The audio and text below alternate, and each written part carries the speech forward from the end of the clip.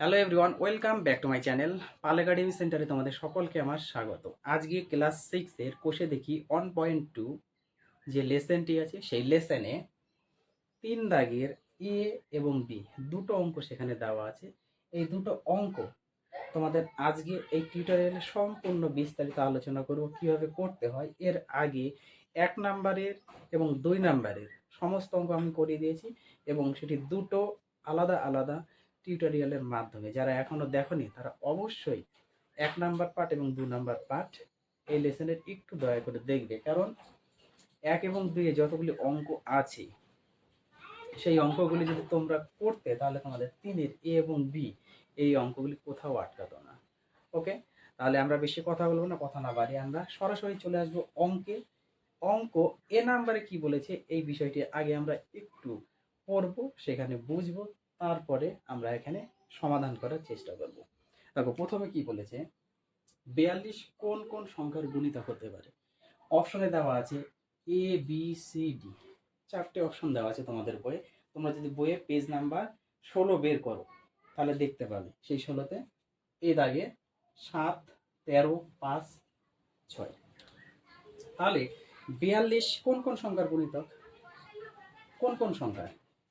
এখানে তো আমরা দেখেই বলে দেব যে 13-এর ঘরে কখনো 42 পাবো না এবং 5-এর ঘরে কখনো 42 আমরা পাবো না। আমরা দেখেই বলে দিব যে এই দুটো ঘরে কখনো 42 আসবে না। 42 আসলে 7-এর ঘরে যদি আমরা নামতা করি, অর্থাৎ 7-এর গুণিতক দিয়ে যদি আমরা গুণ করতে থাকি, 7-এর ঘরে যদি গুণিতক আমরা যাই তাহলে সেখানে আমরা পাবো। কিভাবে পাবো? 7-এর সাথে 6 যদি একটা গুণ করি তাহলে আমরা পাবো 42। ওকে, আর একটা যে 6 আছে এই 6-এর ঘরে যদি আমরা 7 পর্যন্ত যাই তাহলে আমরা পাবো 42। পরিষ্কার? তাহলে এখানে 42 কোন কোন সংখ্যার গুণিতক হতে পারে? তাহলে 42 আমরা কিন্তু অপশনে পেয়ে গেছি। 42 হচ্ছে 6-এর গুণিতক হবে এবং 7-এর গুণিতক হবে। বোঝা গেল? এইবার বি, বি নাম্বার অঙ্কটা কি বলেছে, 11 কোন কোন সংখ্যার গুণনীয়ক। এবার গুণনীয়ক হিসাবে আসবে, আগেটা ছিল গুণিতক, এবার গুণনীয়ক। এবার গুণনীয়ক বের করতে গেলে 11 যেহেতু বলেছে, তার মানে 11কে 1 দ্বারা, 11কে 2 দ্বারা, 11কে 3 দ্বারা, এইভাবে আমাদের কি করতে হবে? গুণ করে যেতে হবে। কত পর্যন্ত? 11কে 10 দ্বারা আমরা গুণ করি, 11কে যদি আমরা 10 দ্বারা গুণ করি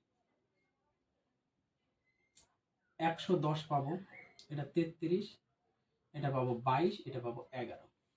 আমি তোমাদের একটু বোঝানোর জন্য এই বিষয়গুলি করছি। আমি 1 থেকে কত পর্যন্ত লিখছি না। ওকে, আমি 1, 2 এবং 3 পর্যন্ত করার পর 10 পর্যন্ত আমি চলে এসেছি সরাসরি, কারণ আমার মিডিলে ওই পদগুলি করে কোনো লাভ নেই, সেই জন্য আমি করিনি।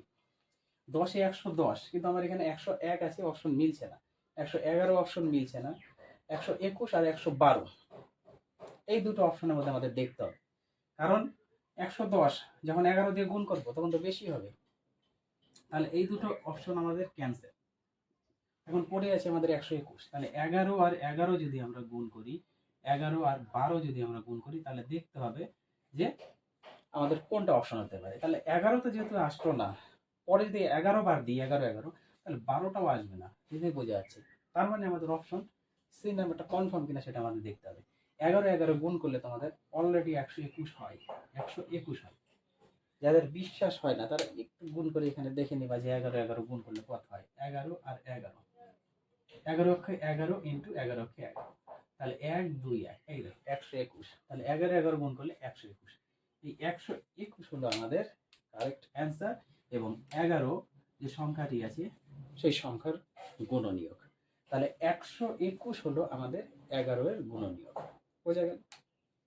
এই হচ্ছে তোমাদের 3 দাগের এ এবং বি যে দুটো অঙ্ক আছে সেই অঙ্ক দুটো আমি করিয়ে দিলাম। এবং এই লেসনে যতগুলি অঙ্ক আছে প্রত্যেকটি অঙ্ক কিন্তু বোঝার বিষয় আছে এবং এখান থেকে অনেক কিছু তোমাদের শেখার জিনিস আছে। তোমরা প্লিজ গুরুত্ব দিয়ে এই চ্যাপ্টারটি একটু মনোযোগ সহকারে প্র্যাকটিস করবা, তাহলে পরের পার্টে যে অঙ্কগুলি আছে এই অঙ্কগুলি করতে তোমাদের কারো কোথাও অসুবিধা হবে না। তাহলে চলো দেখা হচ্ছে আবার পরবর্তী পার্ট নিয়ে। আজকের মতো এখানেই শেষ করছি।